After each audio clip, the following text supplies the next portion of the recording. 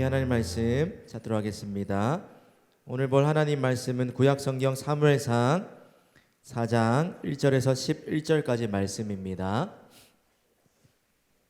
사무엘상 4장 1절에서 11절까지 말씀을 우리 한 절씩 교독해서 읽고 우리 11절을 합독해서 읽도록 하겠습니다.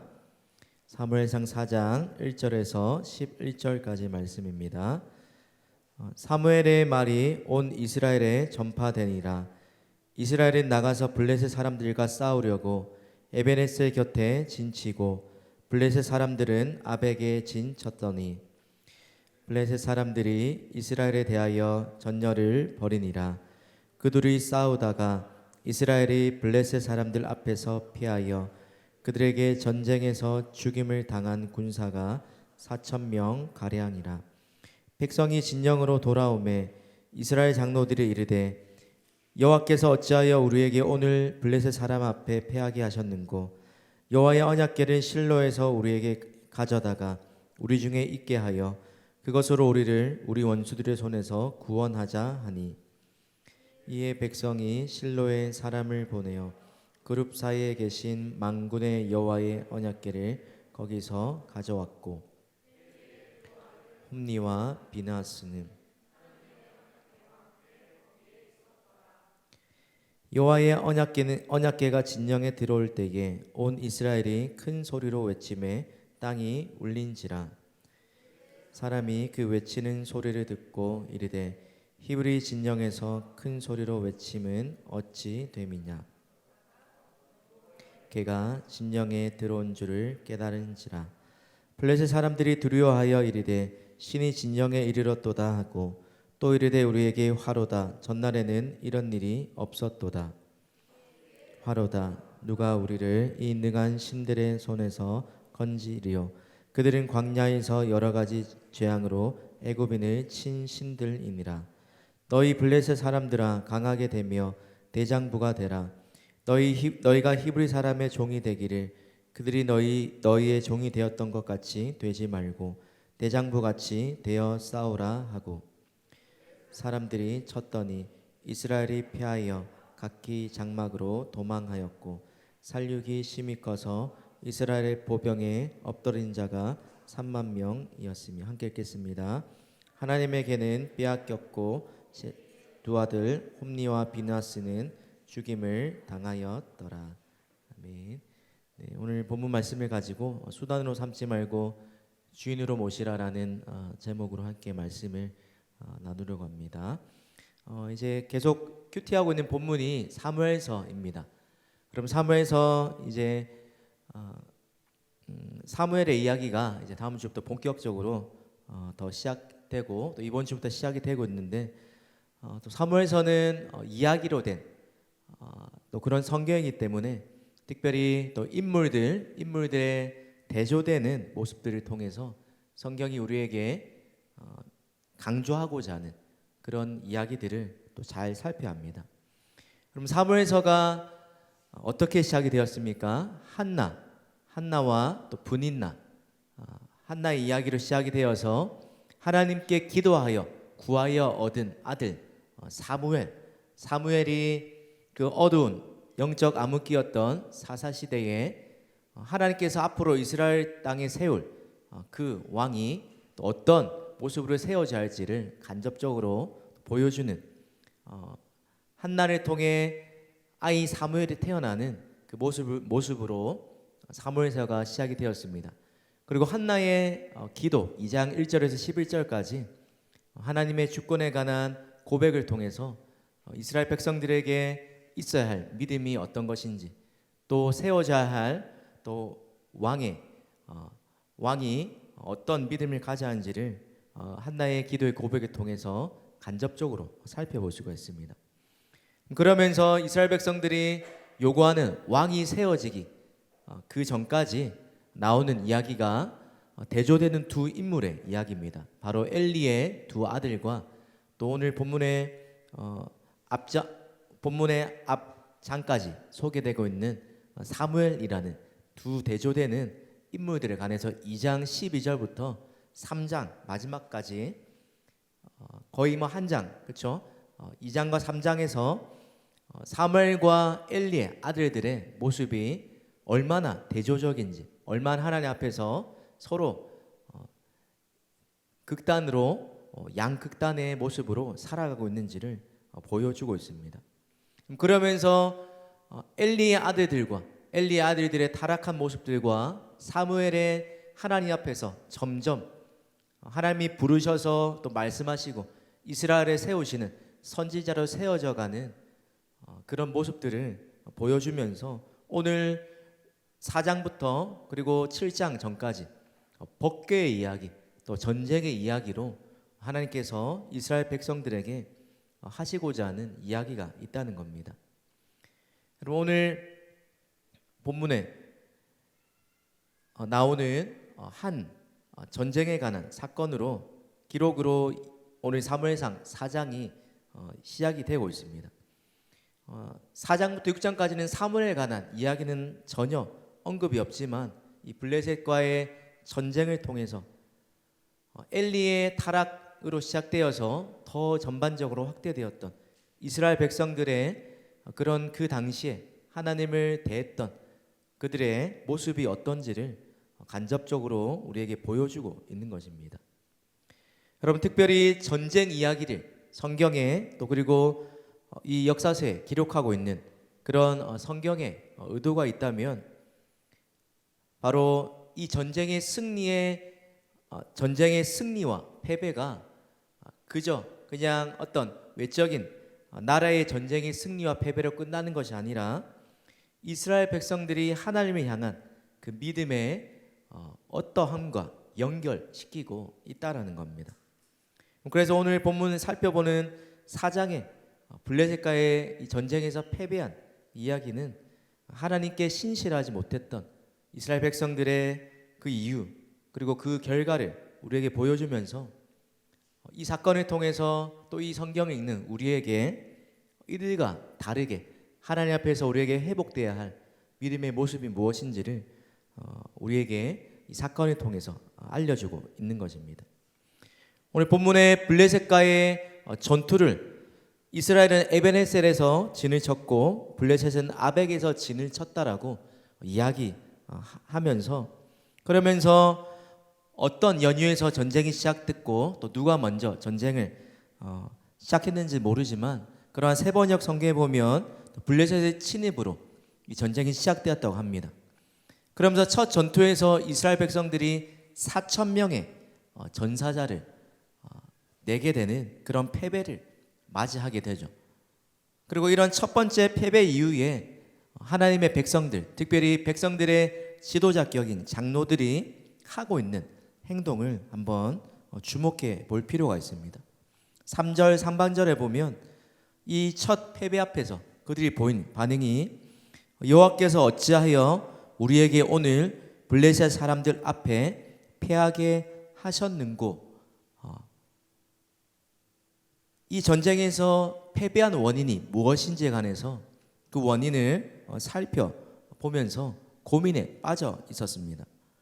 그런데 이 말대로라면 여호와께서 어찌하여 우리에게 오늘 블레셋 사람들 앞에서 패하게 이 전쟁에서 지게 하셨는고, 이 말 그대로 말하면 하나님 앞에 나아가서 묻고 또 회개하고 하나님께 사무엘을 통해 사무엘의 온 말이 이스라엘에 전해지고 또 그를 통해 온 이스라엘 땅에 하나님의 말씀이 그대로 성취되었다라고 그 모습들을 우리가 살펴보는 3장 말미에서 알려준 대로라면 이 문제를 풀어가는 방식도 그러하는 것이 마땅해야 했을 거예요. 그런데 여러분, 이스라엘 장로들이 택하고 있는 방법이 무엇입니까? 패배의 원인을 뭐가 없어서 패배했다고 생각해요? 언약궤가 없어서 우리가 전쟁에서 패배했다라고 이야기하고 있어요. 여러분, 언약궤가 뭘 상징하는 거죠? 이스라엘 백성들에게 하나님이 그들과 함께 하신다, 하나님의 임재의 상징. 그래서 하나님께서 언약궤에 아론의 쌍난 지팡이와 그리고 또 만나와 메초라, 그렇죠? 그것과 또 모세를 통해 주신 십계명의 두 돌판을 그 안에 두시면서 하나님의 임재의 상징으로 언약궤를 이스라엘 백성들에게 주셨어요. 장로들이 이렇게 한 행동이 완전 틀린 건 아니에요. 왜요? 과거에도 이스라엘 백성들이 전쟁에서 승리했던 그 비결이 이와 같았기 때문입니다. 여호수아나 다른 전쟁의 그런 기록들을 보면 언약궤가 함께 갔을 때 전쟁에서 승리한 모습들을 그들이 알고 있었기 때문에 이번에도 우리가 진 이유가 그저 외적으로 하나님의 언약궤가 우리와 함께 하지 않았기 때문이라고 그렇게 쉽게 생각했던 것 같습니다. 더 나아가서 하나님의 임재의 상징인 언약궤가 우리 중에 있기만 하면 승리는 그냥 따놓은 당상이다, 저절로 우리가 승리하게 될 것이다라는 그런 착각 가운데 빠졌던 것 같습니다. 여러분, 그런데 과연 그러했습니까? 전쟁에서 패배한 원인이 그들의 고백처럼 여호와께서, 그리고 3장과 2장에 어떤 한 선지자를 통해서, 그리고 사무엘에게 주신 말씀을 통해서 하나님께서 엘리의 그 가문이 멸망하게 될 것이라고 미리 예견을 해주셨어요. 그런 것들을 우리가 유추해 본다면 이 패배의 원인이 바로 자기 자신들에게 있었음에도 불구하고 하나님 앞에서 나아가서 묻는 그런 행동이나 또 사무엘을 불러서 하나님의 뜻이 어디 있는지 그 원인을 알아보려는 시도도 하지 않고, 또 자신들의 잘못된 행위에 대해서 회개하는, 뉘우치는 그런 모습이 없이 바로 이 언약궤만 있으면 우리의 모든 문제가 다 해결될 거라는 그런 단순한 생각에 빠지게 되었던 겁니다. 왜 그렇습니까? 그들이 이 언약궤를 이방의 종교들, 이방의 신들을 섬기는 그 사람들처럼 우상시 하였기 때문입니다. 오늘 본문의 법궤, 원래는 법궤라고 말하는데 특별히 언약궤라고 표현한 그런 이유가 있겠죠, 맞죠? 법궤라도 해도 되는데 언약궤라고 말한 그 이유가 뭡니까? 이 전쟁에서 패배한 이유가 바로 하나님과 이스라엘 백성들, 하나님 앞에서 언약을 맺었던 그 하나님과 이스라엘 백성들의 그 모습들이, 하나님 앞에서 충성스럽게 살아가지 못했던 이스라엘 백성들의 모습을 암시적으로 드러내 보여주고 있다는 겁니다.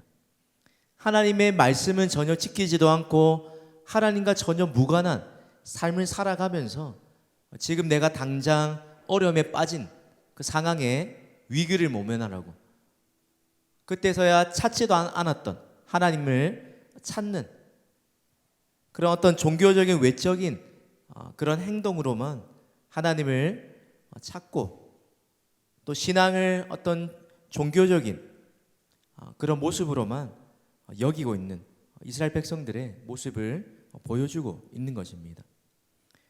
그럼 하나님이 우리에게 원하시는 것은 필요할 때뿐만 아니라 항상 하나님을 경외하고 하나님이 하시는 말씀에 귀를 기울이고 순종하는 그런 삶임에도 불구하고 오늘 이스라엘 백성들의 모습은 어떻습니까?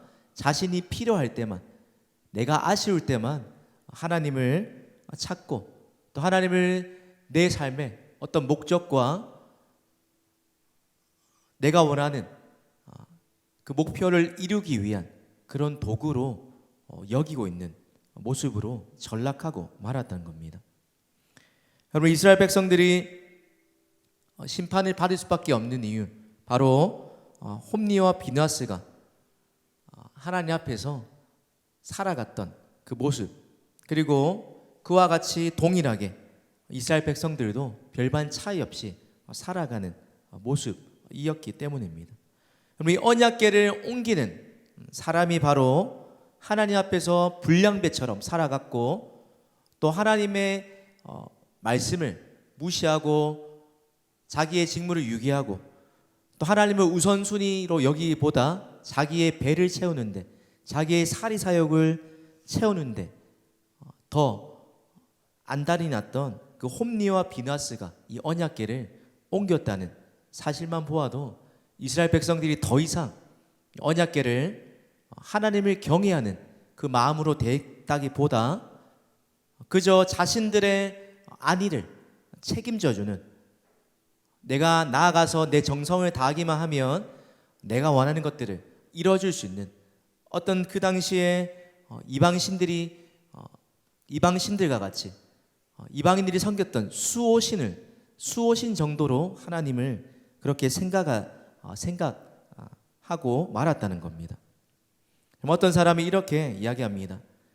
신앙의 가장 큰 치명적인 실수는 하나님을 신앙의 우리 삶의 대상과 목적이 아니라 도구로 생각하는 것, 그게 우리의 믿음의 가장 큰 치명적인 실수라고 이야기합니다. 우리의 모습도 별반 차이가 없을 때가 많죠.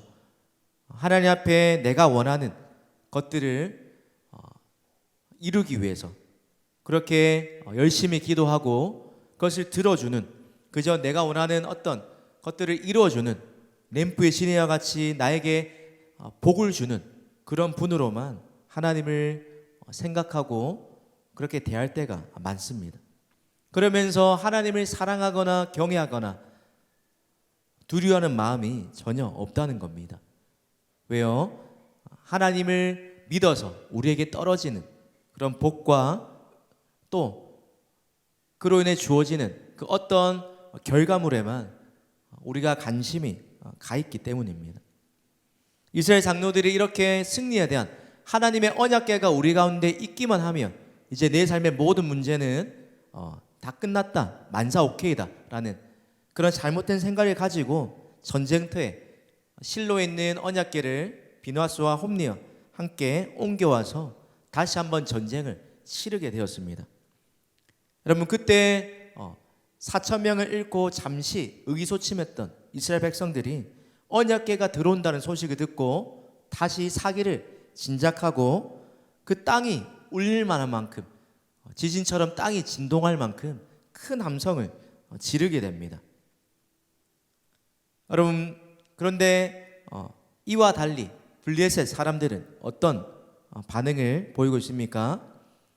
이스라엘 백성들이 큰 함성을 지른 것과 다르게 이번에는 블레셋 사람들이 아주 큰 두려움에 빠져서 두려워하였다라고 이야기하고 있습니다. 우리에게 화로다, 우리 이제 끝났다, 그렇죠? 마치 어린아이들이 싸울 때 네 기다려봐라, 우리 아빠 엄마 데리고 올게, 그렇죠? 나보다 힘센 어떤 존재를 데리고 오면 마치 그게 다 해결되는 것처럼 생각하는 그런 모습처럼 그저 하나님의 언약궤가 왔기 때문에 하나님 말씀에 순종하거나 하나님을 경외하거나 하나님의 말씀에 따라 살아가는 그런 삶은 부재한 채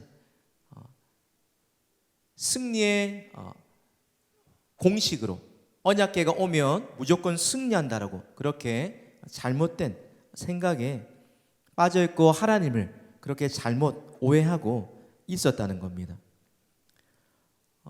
이 두려움에 빠진 블레셋 사람들, 그리고 하나님이 어떤 분인지 관해서 전혀 잘 모르고 착각하고 오해하고 있는 이 블레셋과 또 이스라엘 백성들의 모습을 여러분 한번 보십시오. 누가 더 하나님의 백성다워 보입니까?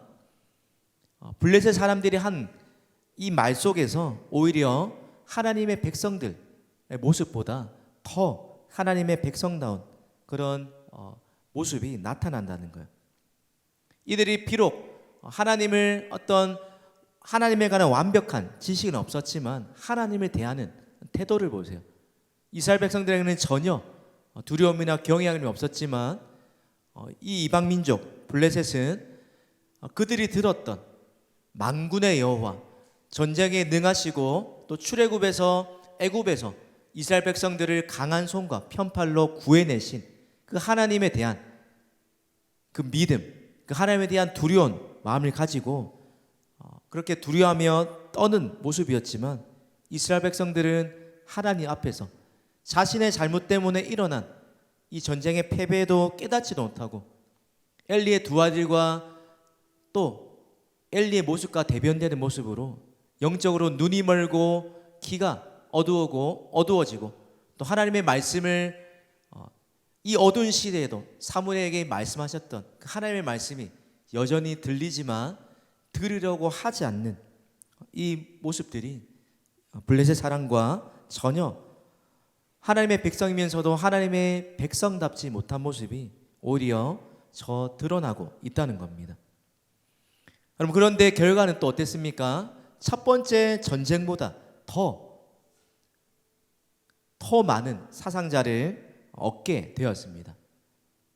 여러분, 이들의 맹신, 그렇죠? 이들의 맹목적인 믿음, 또 하나님을 도구로 여기고 수단으로 여긴, 내가 필요할 때만 아쉬울 때만 나의 어떤 목적을 이루기 위한 그런 분으로 대했을 때 하나님은 결코 이들의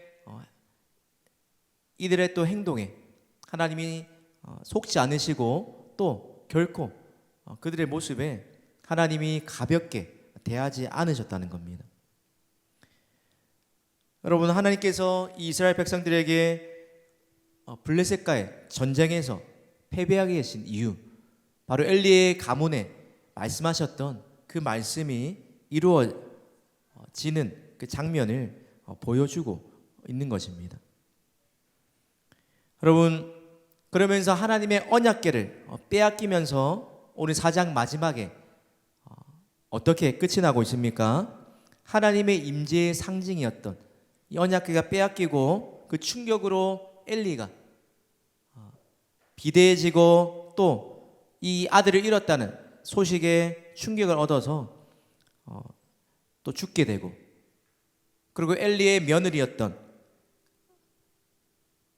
집안에서 경사가 나야 할 그런 축할 소식이었지만, 그러나 아이의 이름을 이가봇, 영광이 떠났다라는 이런 슬픈 이야기로 끝이 나게 됩니다.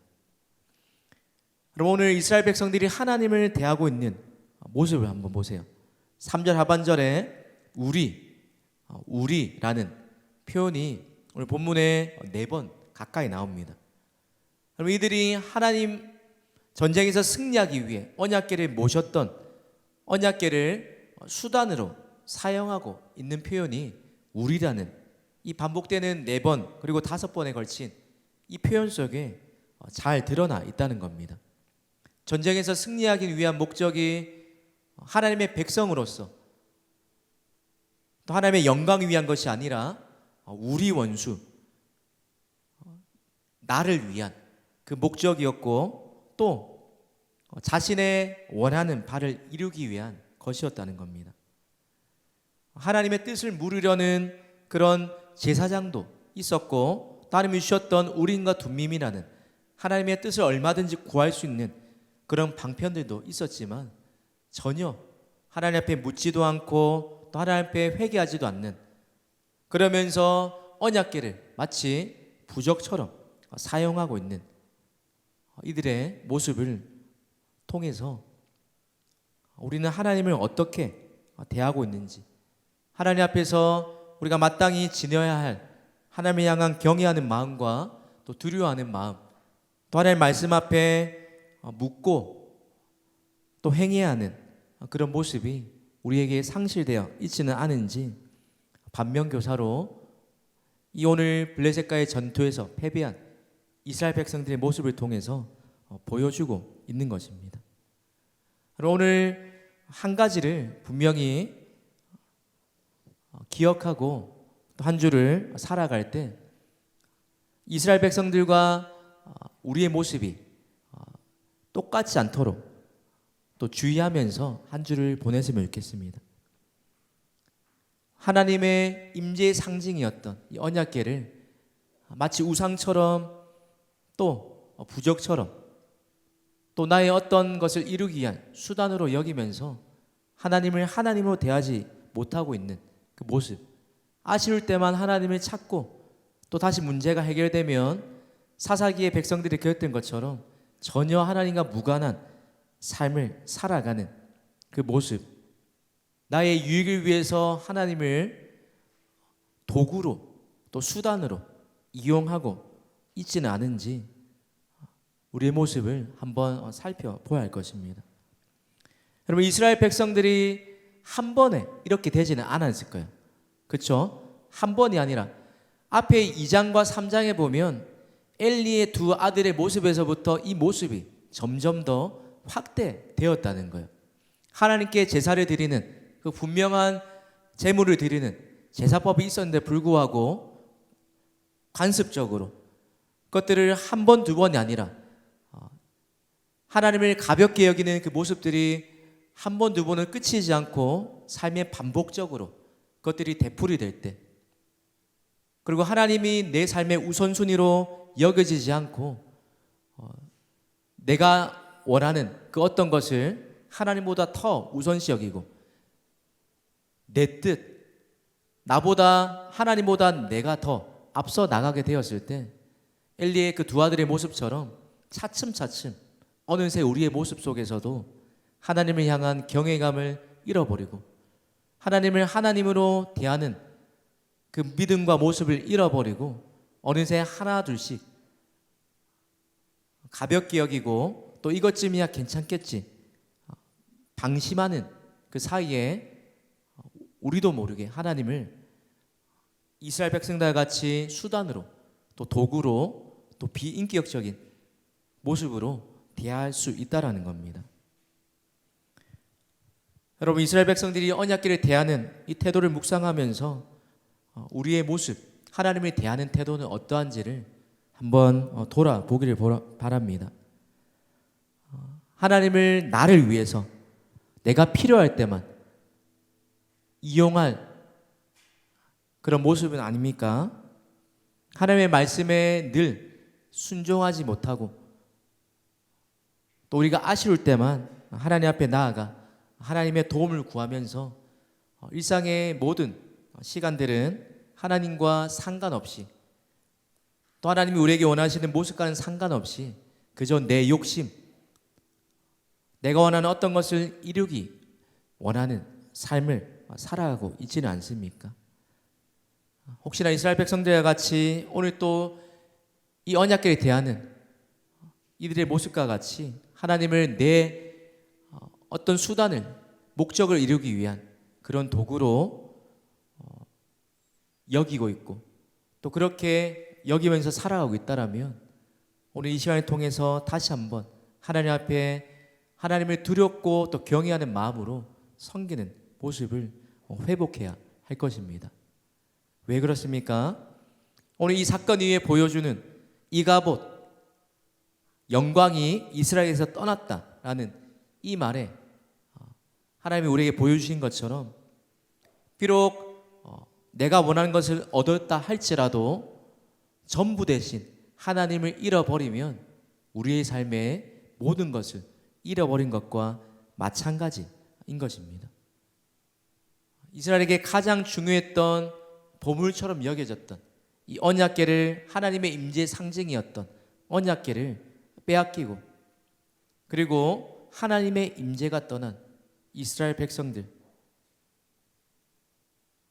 하나님이 떠나실 수밖에 없는 그들의 삶의 모습, 바로 하나님 앞에 자신들이 먼저 하나님을 경외하지 않고 하나님이 떠난 그 삶의 결과였기 때문입니다. 여러분, 우리 또한 하나님을 엘리의 두 아들과 같이 또 이 블레셋과의 전투에서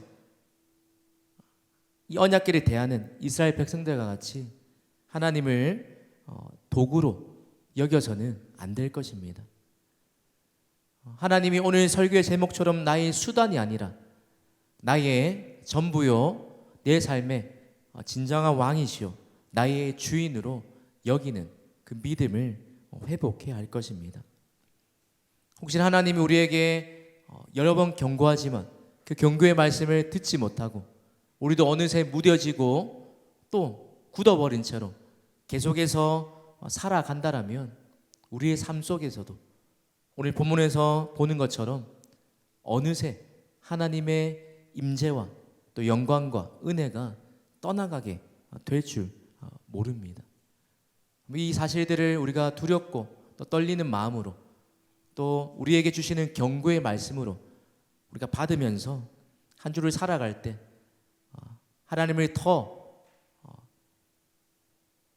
가까이 할 뿐만 아니라 내 마음의 중심에서부터 하나님을 내가 어떻게 대하고 있는지를 다시 한번 돌아보면서 혹시나 내 마음 가운데도 하나님을 도구와 수단으로 여기면서 하나님을 마치 우상처럼 생각하고 있지는 않은지 여러분 자신을 한번 돌아보기를 바랍니다. 바라기는 우리의 믿음과 삶이 하나님을 나의 전 존재로, 나의 전부로, 나의 왕으로, 내 삶의 가장 우선되는 분으로 또 고백하고 그 믿음 따라서 살아갈 수 있는 저와 우리 모든 진솔 청년들 되기를 주님의 이름으로 축복합니다.